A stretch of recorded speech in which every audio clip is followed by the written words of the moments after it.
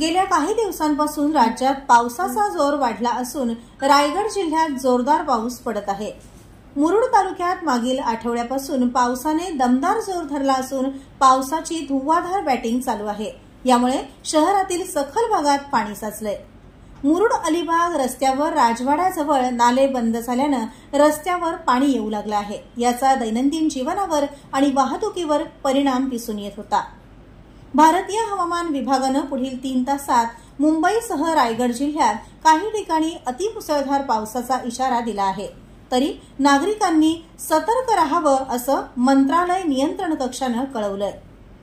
पुढील 3 ते 4 तासात 45 ते 55 किलोमीटर प्रति तास वेगाने वाऱ्यासह पावसाच्या जोरदार सरी येण्याची शक्यता आहे, असा अंदाज मुंबईच्या कुलाबा वेधशाळेने वर्तवला आहे।